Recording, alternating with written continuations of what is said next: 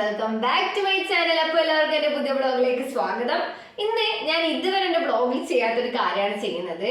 നമ്മൾ ഇന്ന് ചിക്കൻ മോമോസ് ഉണ്ടാക്കാൻ പോവാണ്. ആക്ച്വലി ഞാൻ അങ്ങനെ അടുക്കളയിലോട്ട് പോകാറില്ല. വലിയ അഭിമാനത്തിൽ പറയുന്നതിൽ പക്ഷെ എനിക്ക് ഇങ്ങനെ പ്രത്യേകിച്ച് പണിയെടുക്കാൻ അറിയില്ല എന്നല്ലേ സത്യം പറഞ്ഞാൽ അറിയാം.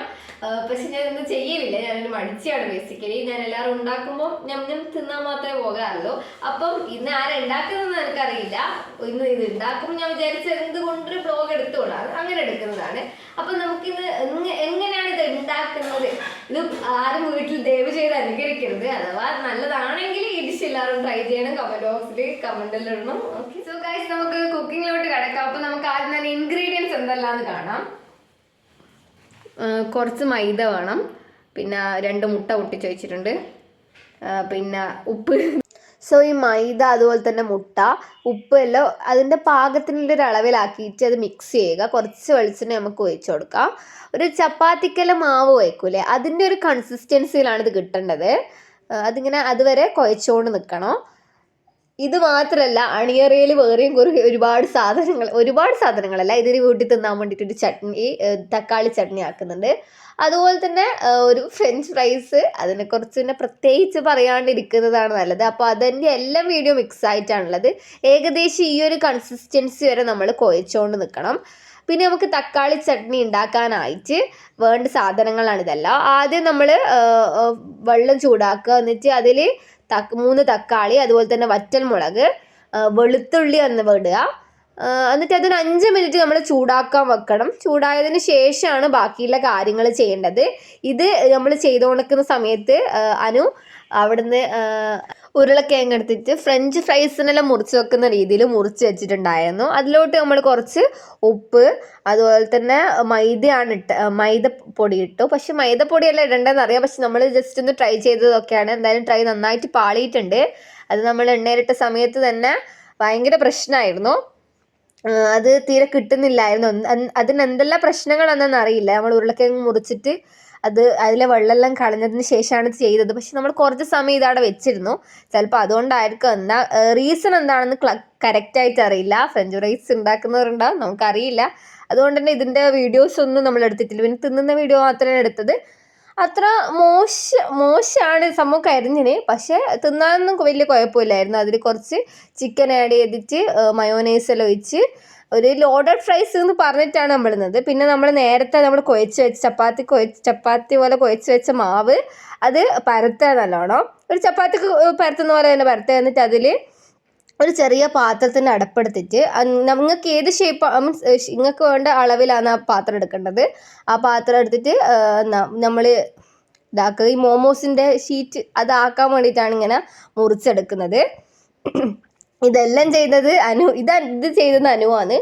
ഞാൻ പ്രത്യേകിച്ച് വലിയ പരിപാടിയൊന്നും ചെയ്തില്ല, പക്ഷെ ക്ലീനിങ് ചെയ്തത് ഞാനാണ്. അത് വലിയൊരു പരിപാടിയാണല്ലോ. അപ്പോൾ അതിന് ശേഷം നമ്മൾ ഈ തക്കാളി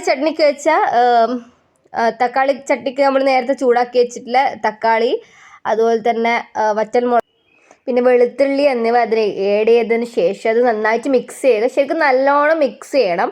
നമ്മൾ ഇതിലോട്ട് കുറച്ച് അതേ വെള്ളം തന്നെ ഒഴിച്ചിന്. പക്ഷേ അങ്ങനെ ഒഴിക്കണ്ടോ എന്ന് അറിയില്ല. പക്ഷെ അത് ഒഴിച്ചത് കൊണ്ട് തന്നെ ഒരുപാട് സമയം നമുക്ക് നന്നായിട്ടത് ഇളക്കേണ്ടി വന്നിട്ടുണ്ടായിരുന്നു.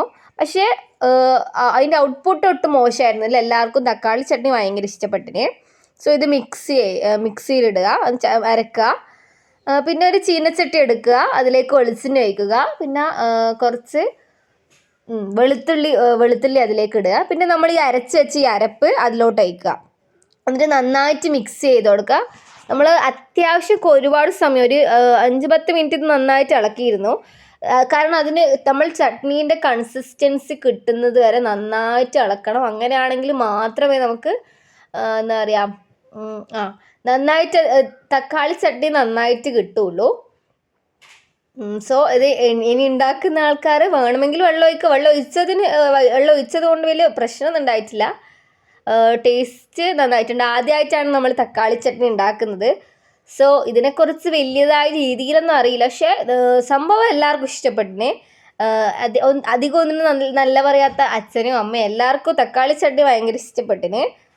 സോ ഇങ്ങനെ നമുക്ക് ഉണ്ടാക്കാമെന്ന് മനസ്സിലായല്ലോ. നന്നായിട്ട് ഇളക്കണം.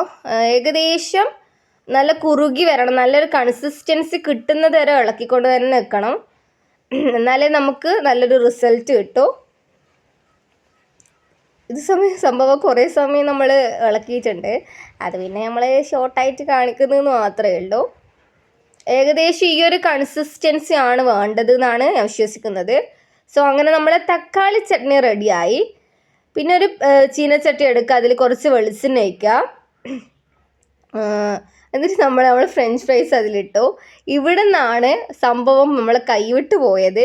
ഇങ്ങനെയാണോ ഇടേണ്ടതെന്ന് ക്ലിയർ ആയിട്ട് അറിയില്ല. നമ്മളിത് അങ്ങനെ വലുതായിട്ട് ഉണ്ടാക്കിയിട്ടില്ല.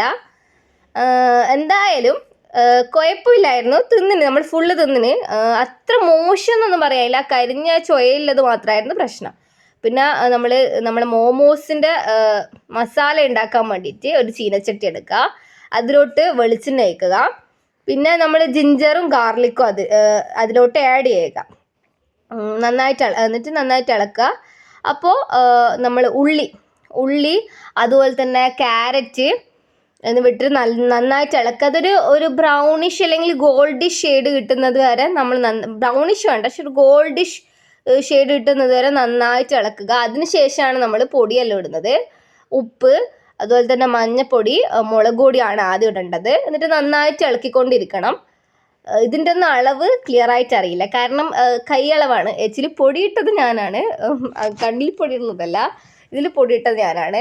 പൊടിയിടാനല്ലെങ്കിലും ഞാൻ തന്നെ ഭയങ്കരമായിട്ട് വലിയ രീതിയിൽ ഇട്ടു. പക്ഷെ സത്യം പറഞ്ഞു കഴിഞ്ഞാൽ ഉപ്പ് കൂടുതൽ കുറവ് അങ്ങനെ ഒന്നും വലിയ പ്രശ്നമൊന്നും ഉണ്ടായിട്ടില്ല.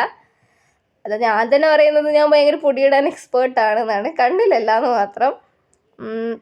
എന്നിട്ട് ഇത് നന്നായിട്ട് ഇളക്കി കൊടുക്കാം. അതിനുശേഷം നേരത്തെ നമ്മൾ ചിക്കൻ ഓൾറെഡി വേവിച്ച് വെച്ചിനായിരുന്നു. എന്നിട്ട് അത് ചെറിയ കഷ്ണങ്ങളായിട്ട് മുറിച്ച് വെച്ചിട്ടുണ്ടായിരുന്നു.